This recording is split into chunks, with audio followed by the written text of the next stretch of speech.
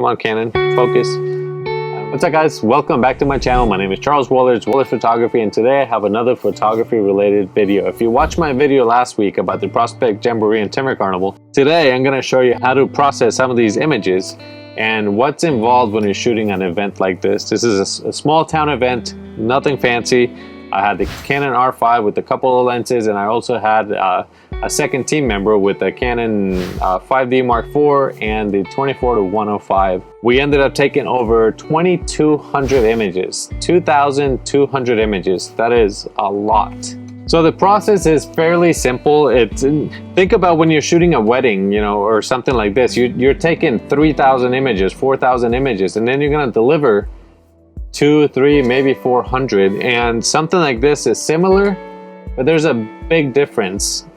On a wedding, you have two main subjects.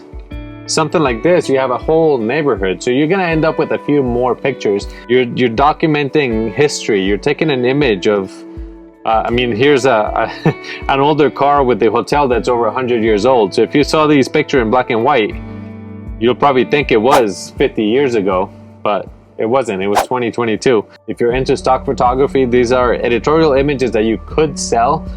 Sales potential is not a lot because this is a small town. This is something that not a lot of people know about. So chances of selling some of these are probably not. You're probably not going to sell many.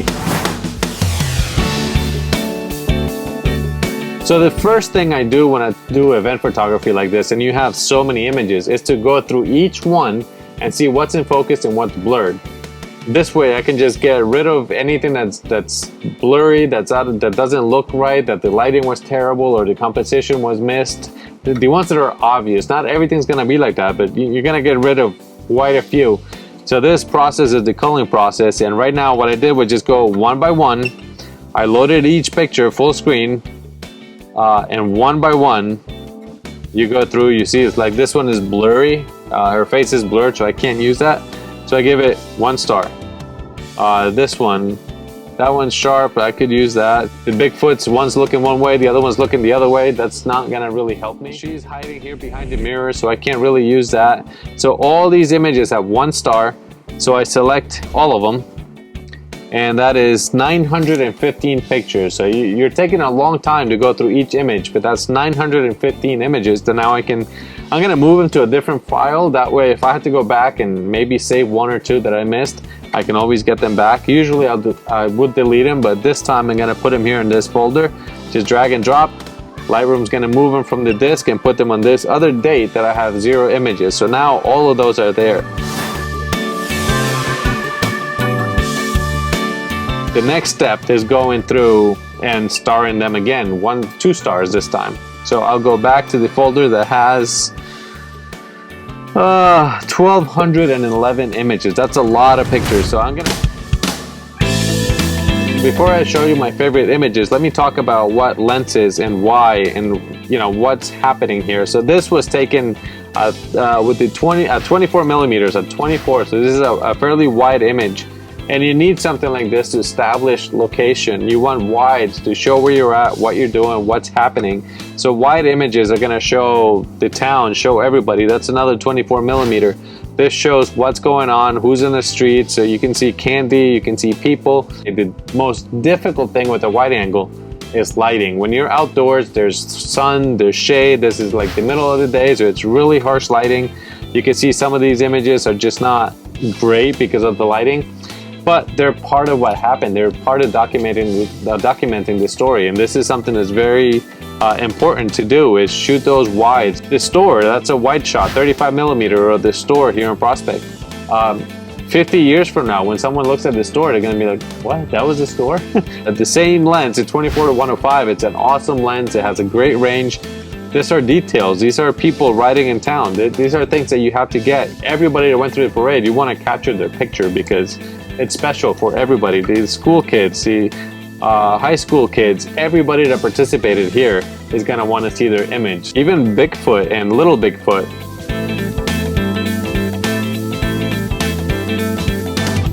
The 5D Mark IV with the 24-105 is a great tool if you want to go do event photography. You got great reach, you have good zoom and wides and close-ups and details. So This is a fantastic lens to have. This was at the very beginning of the parade.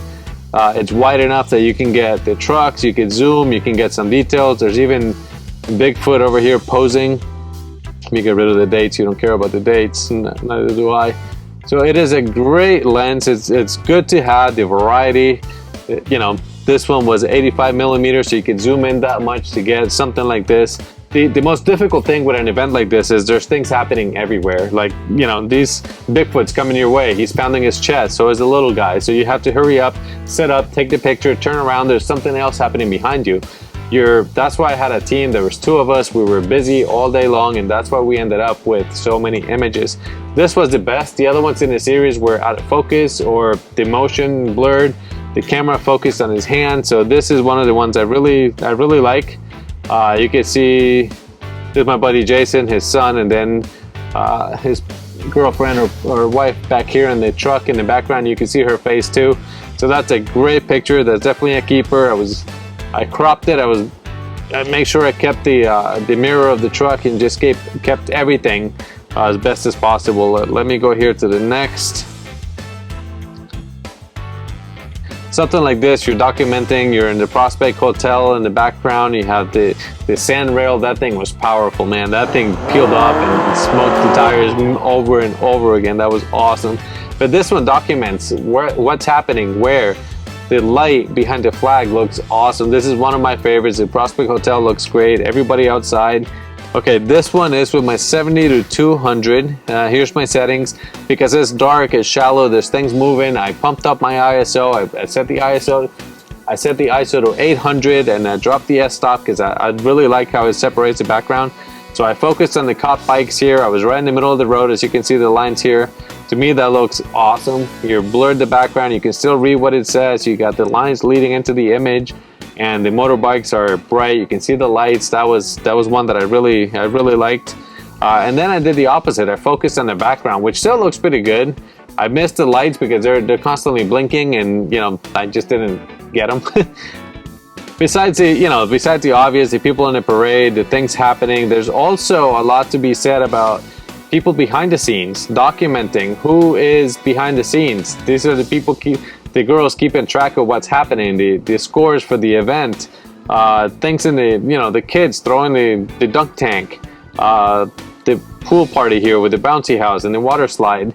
Also, the competitors for the event. These are something that they're special images for not only other people watching and learning about this event, but to the people participating. So you have to really make sure to document as much as you can and as fast as you can. That's why there's so many pictures. This is a set of images I want to show you. This is the choker setting event. This is one set of images of this guy running and doing this event. So you can see here in the bottom, it's a bright white glow. That's from the log that's in front of me. I'm way back there. If I stand up, I'm gonna miss everything. So I laid low so I could see him jumping and running. This is too bright because the sunshine, you're going from light to dark. The cameras, even though they have great dynamic range, they can't handle stuff like this. So here's the whole his set. I had the camera on rapid fire and I just kept going. This one I cropped it. You can see him. He's got the eye on the prize. He's looking. He's ready to jump. He's just flying through these things. Again, jumping. I cropped it. I like this one because you can see the spikes in his shoes. The image, when you look at it, let me load. Come on, Lightroom. The image is nice and sharp. You see his eye. You can read his hat. You can see the spikes. It's just a cool shot. The expressions, the eyes. How this is not easy work. When I said I would do this, I'm considering it because this doesn't look like an easy day I walk in the park. When he's jumping, going the other way. These are images that, to me, they're really cool. So to be able to capture something like this, just I don't know. To me, it's important.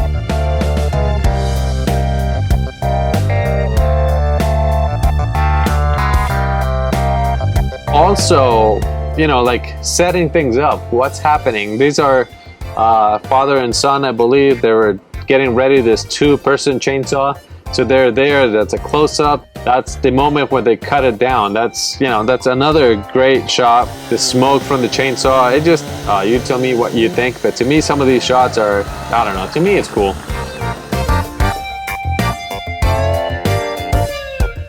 And then too, when they're relaxing, waiting for the next event, again, these are snapshots. These are something that happening behind the scenes that most people don't ever get to see. They're just having a conversation, trying to figure out what's the next step. Images like this to me are important as well. And then of course the axe throwing, this one was kind of rough to get because you have to be really fast. I'm standing behind the target. No, I asked her to pose for me. So when I started taking pictures, I had my camera on 100% manual, and then this turned to be a nightmare because when you're doing an indoor event and the lighting is constant, 100% manual is fine because once you set it, the lighting is not changing. On an outdoors event like this, everything is changing constantly, and it was just a pain. So I quickly changed my camera to aperture priority and just dropped the aperture and set the ISO to 2500 ISO. And that's because this camera can handle it, the Canon R5 can handle it. This shot here, 2500 ISO. If you look, he is very sharp. There's a little bit of noise. I don't use noise reduction all the time, but that's fine. The axe is moving. Even at 1,000 of a second, at 2500 ISO, 2.8. This guy here, he was in the sunshine. That's why the shutter speed is 4,000 of a second. It was a little bit brighter here than over there. Same ISO settings, 2500, aperture 2.8, but because he's a little bit brighter, the shutter speed is 4 times as much as before. This is another one that's very cool because I dropped the setting, the ISO's at 250, the shutter speed's at 1/80th of a second, and when you zoom in, you can see that the saw is moving. You can see the movement, the motion. You can see the stuff coming out, the dust coming out of the log. And when you go to his face, he's sharp. His hands and his arms are moving, but yet his face is sharp. And that's something that's hard to get at 1/80th. There's a lot happening. I'm trying to hold still, things are moving. But to get this shot, I think I took about 10 images and then one was sharp. And that's because of the motion. So then I switched it. Let me see, maybe that one. No, they're not doing much. This one. So that's a 2,000 of a second. 1250 ISO. So when you look, everything is stagnant. So the saw doesn't look like it's moving. The dust coming out is fine. His face is fine. Because there's no movement, you don't realize that they are actually really working hard to get this. That's why I prefer something like this. But like I said, with the motion, but those are really hard to get, and you have to take a lot of images to get one.